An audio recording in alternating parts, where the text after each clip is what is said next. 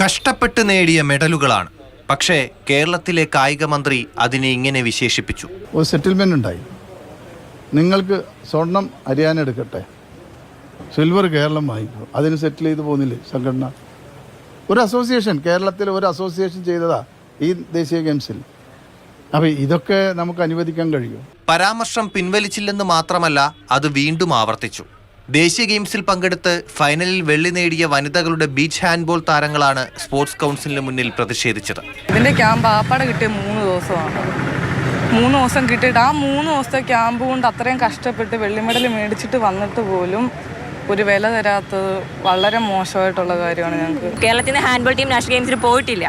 Beach handball ആണ് പോയേക്കുന്നത്. പക്ഷെ മന്ത്രി പറഞ്ഞത് ഹാൻഡ്ബോൾ പോയി അവിടെ ഫിക്സ്ഡ് ആയിട്ട് മാച്ച് ഹരിയാനയ്ക്ക് ഗോൾഡ് കൊടുത്തു, കേരളത്തിന് വെള്ളി.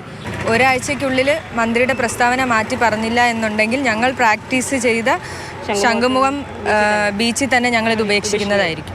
അസോസിയേഷനുകൾ പുട്ടടിക്കുന്നുവെന്ന പരാമർശത്തിലും മന്ത്രി ഉറച്ചു നിൽക്കുകയാണ്. പണം വാങ്ങുന്ന സംഘടനകൾ തന്നെയുണ്ടല്ലോ, നേരിട്ട് ബഡ്ജറ്റിൽ നിന്ന് വാങ്ങുന്ന സംഘടനകൾ. അവരെന്ത് ചെയ്തു? അവരാണല്ലോ ഇപ്പോൾ ഈ വിമർശനവുമായി നടക്കുന്നത്. അത് കണക്കിലുണ്ടല്ലോ, സർക്കാരിൻ്റെ ജിയോ ഉണ്ടല്ലോ, അതെടുത്ത് പരിശോധിച്ച് നോക്ക്. അപ്പോൾ ഈ പുട്ടടി എന്ന് ഉദ്ദേശിച്ചത് അത് തന്നെയാണ്. കായിക മന്ത്രിയെ എട്ടുകാലി മമ്മൂഞ്ഞെന്ന് വിളിച്ചായിരുന്നു ഒളിമ്പിക് അസോസിയേഷന്റെ മറുപടി. മാതൃഭൂമി ന്യൂസ്, തിരുവനന്തപുരം.